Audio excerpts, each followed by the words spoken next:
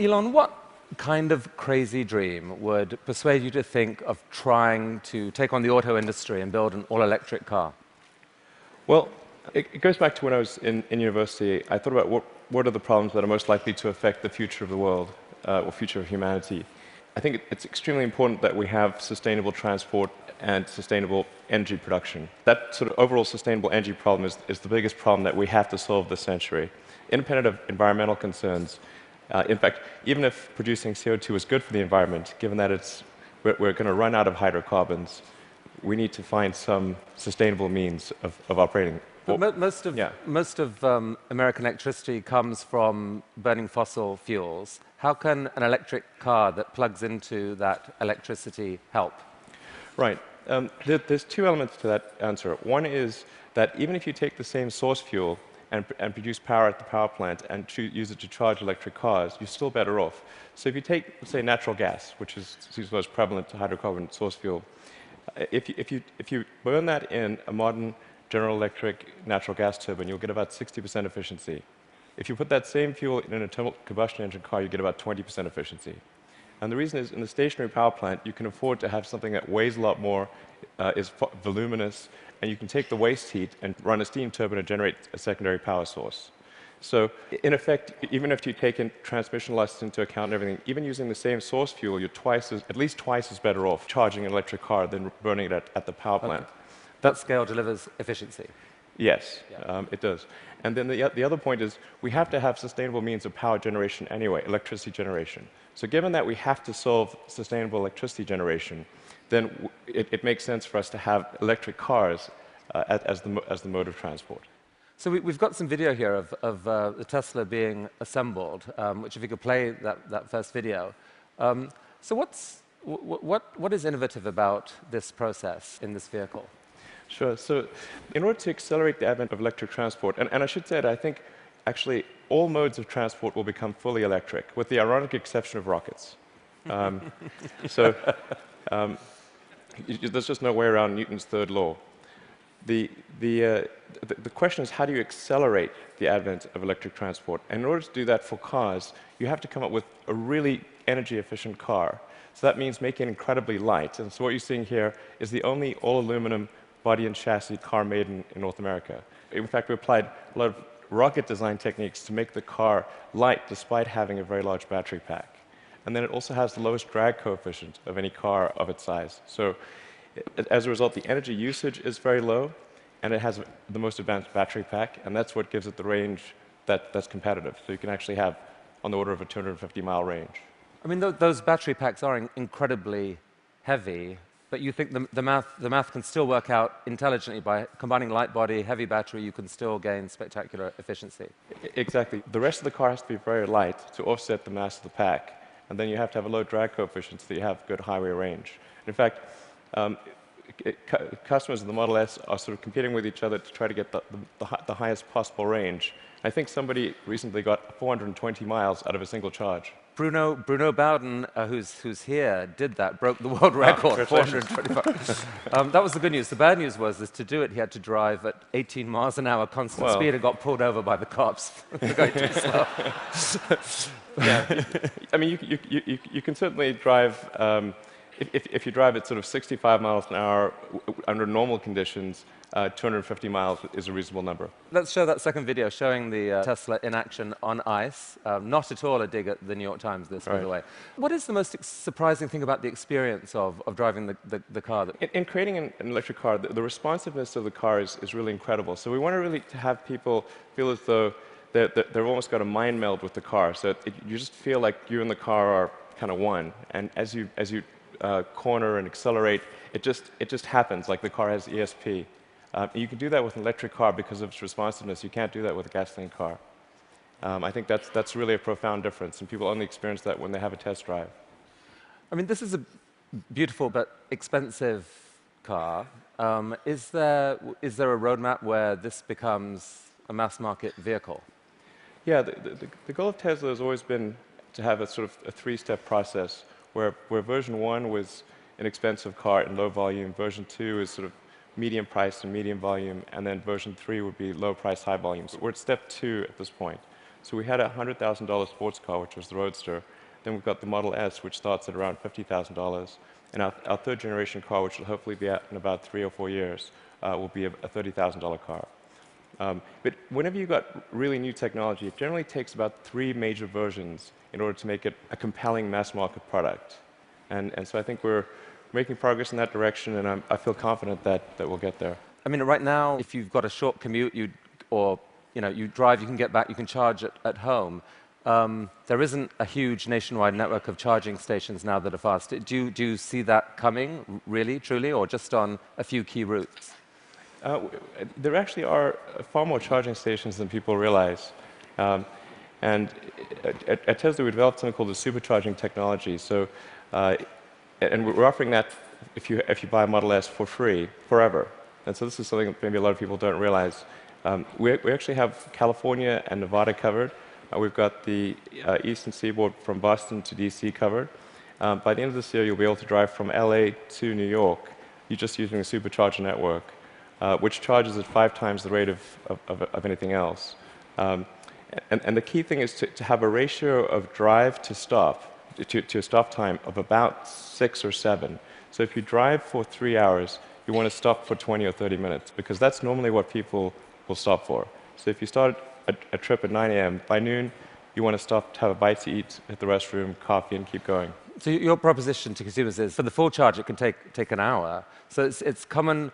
Don't expect to be out of here in 10 minutes. Wait for an hour. But the good news is you're helping save the planet. And by the way, the electricity is free. No, you don't pay anything. Actually, what we're expecting is for people to stop for about 20 to 30 minutes, not for an hour. It's actually better to drive for about maybe 160, 170 miles, and then stop for half an hour, and then keep going. That's the natural cadence of a trip.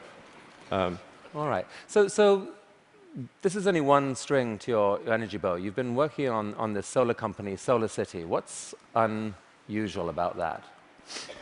Well, as I mentioned earlier, we have to have sustainable electricity production as well as consumption. So I'm quite confident that the primary means of power generation will be solar. I mean, it's really indirect fusion is what it is.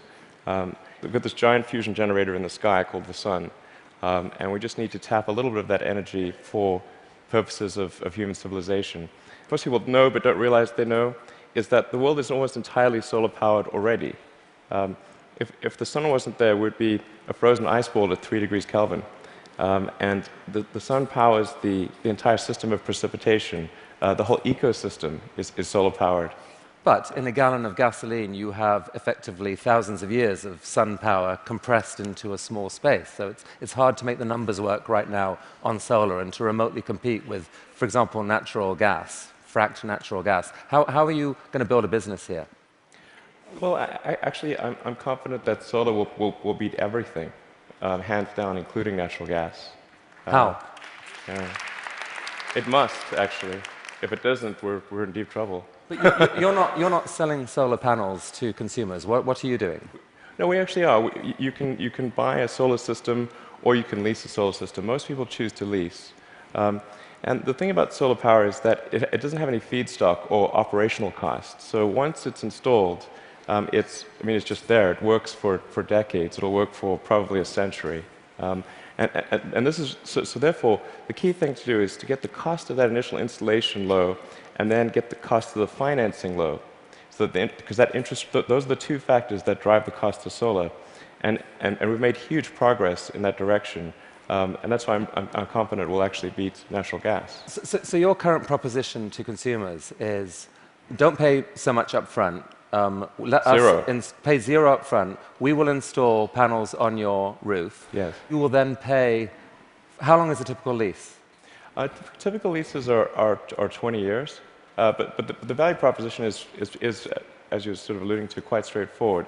It's no money down, and your utility bill decreases. So it's a pretty good deal.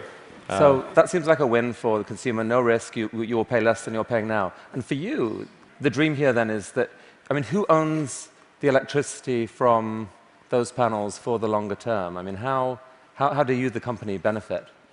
Well, essentially, Solar City raises a chunk of capital, and from say, a company or a bank. Google is one of our big partners here, and they have an expected return on that capital. With that capital, SolarCity purchases and installs the panel on the roof, and then charges the homeowner or business owner a monthly lease payment, which is less than a utility bill. But you yourself get a sort of long-term commercial benefit from that power. You're kind of building a distributed, new type of distributed utility. Exactly. What it amounts to is a giant distributed utility. And I think it's a good thing because utilities have been this monopoly and people haven't had any choice. So effectively, it's the first time there's been competition for this monopoly because the utilities have been the only ones that own those power distribution lines, but now it's on your roof. So I think it's actually very empowering for homeowners and businesses. And you really picture a future where a majority of power in America, like within, what, a decade or two, or within your lifetime, goes solar? I'm extremely confident that solar will be at least a plurality of power, and most likely a majority. And I predict it will be a plurality in less than 20 years. I'd say I made that bet with someone. The definition of plurality is? More from solar than any other source. Who did you make the bet with? With a friend who will remain nameless. But, just between us. And I made that bet, I think, 2 or 3 years ago. So in roughly 18 years, I think we'll see more power from solar than any other source. All right. So let's go back to another bet that you made with yourself, I guess. I mean, a kind of crazy bet. You'd made some money from the sale of PayPal. You decided to build a space company. Why on earth would someone do that?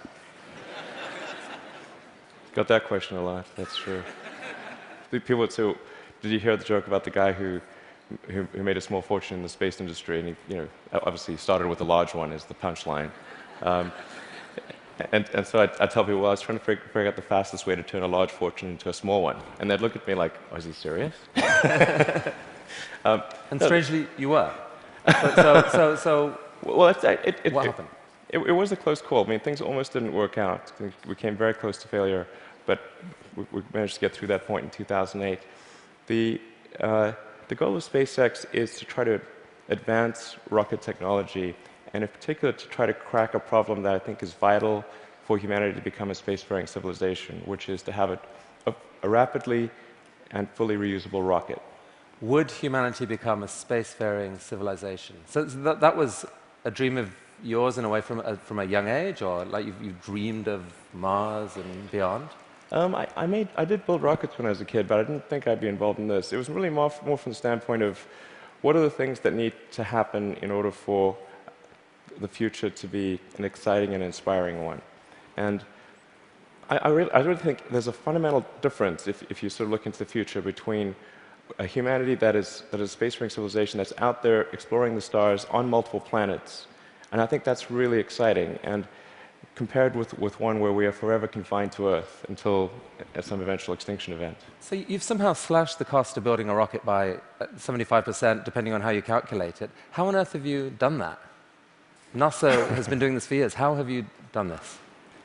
Well, we've made significant advances in the technology of the airframe, the engines, the electronics, and the launch operation. I mean, there's a long list of innovations that we've come up with there.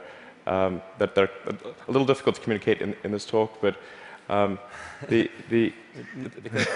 least because you could still get copied, right? I mean, you haven't patented this stuff. It's really interesting to me. You didn't patent because you think it's more dangerous to patent than not to patent. Since our primary competitors are national governments, the enforceability of patents is questionable. It's really interesting. But the big innovation is still ahead, and you're working on it now. Tell us about this. Right. So the big innovation. In fact, well, let's roll that video, and you can talk us through it. What's happening here? Absolutely. So the thing about rockets is that they're all expendable. All rockets that fly today are fully expendable. The space shuttle was an attempt at a reusable rocket, but even the main tank of the space shuttle was thrown away every time. And the parts that were reusable took a 10,000-person group 9 months to refurbish for flight. So the space shuttle ended up costing $1 billion per flight. obviously that doesn't work very well for... So what just happened there? We just saw something land? That's right. So it's important that the rocket stages be able to come back, to be able to return to the launch site and be ready to launch again within a matter of hours. Wow. Yeah. Reusable rockets. Yes. And so what a lot of people don't realize is the cost of the fuel, of the propellant, is very small. It's much like on a jet. So the cost of the propellant is about 0.3% of the cost of the rocket.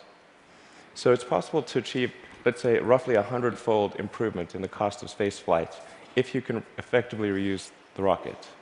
That's why it's so important. Every mode of transport that we use, whether it's planes, trains, automobiles, bikes, horses, is reusable, but not rockets.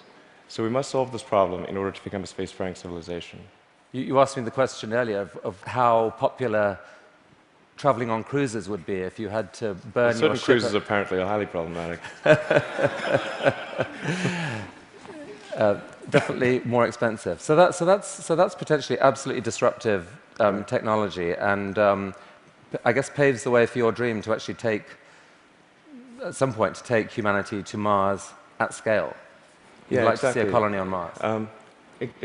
Yeah, exactly. SpaceX or some combination of companies and governments need to make progress in the direction of making life multiplanetary, of establishing a base on another planet, on Mars being the only realistic option, and then building that base up until we're a true multi-planet species. So progress on this, let's make it reusable, how is that going? That was just a simulation video we saw. How's it going? We've been making some good progress recently with something we call the Grasshopper test project, where we're testing the vertical landing portion of the flight, the sort of terminal portion, which is quite tricky.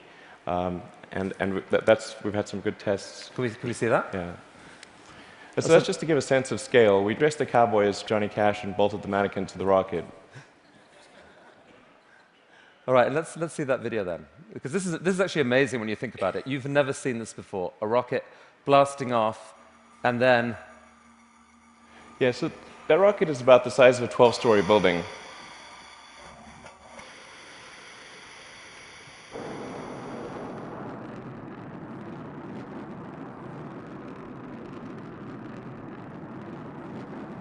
So now it's hovering at about 40 meters. And it's constantly adjusting the angle of the pitch and yaw of the main engine and maintaining roll with cold gas thrusters.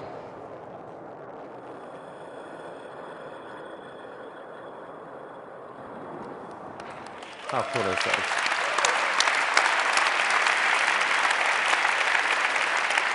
Elon,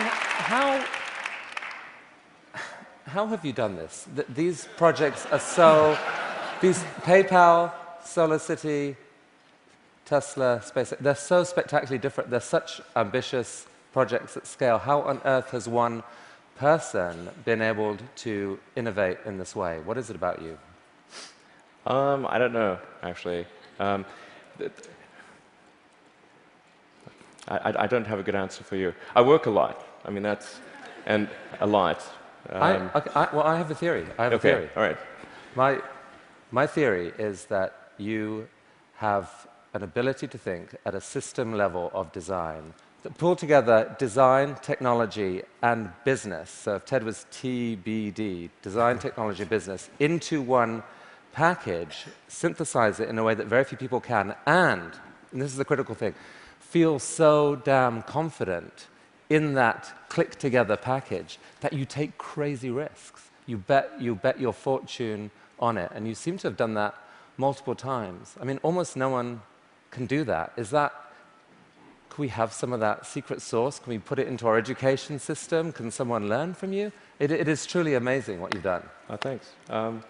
Thank you. Well, I do think there's a good framework for thinking is physics. You know, the sort of first principles reasoning. I mean, generally, I think there are. What I mean by that is. Boil things down to their fundamental truths and reason up from there, as opposed to reasoning by analogy. Through most of our life, we get through life by reasoning by analogy, which essentially means kind of copying what other people do with slight variations. And you have to do that, otherwise, it's mentally, you wouldn't be able to get through the day.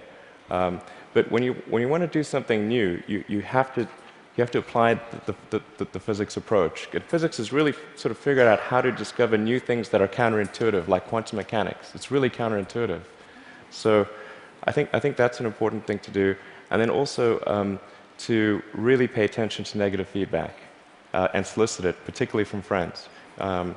This may sound like sort of simple advice, but hardly anyone does that, and it's incredibly helpful. Boys and girls watching, study physics. Learn from this man. Elon Musk, I wish we had all day, but thank you so much for coming today. Thank you. That was awesome. It was really, really cool. Look at that. Just think about it. That was fantastic. Thank you so much.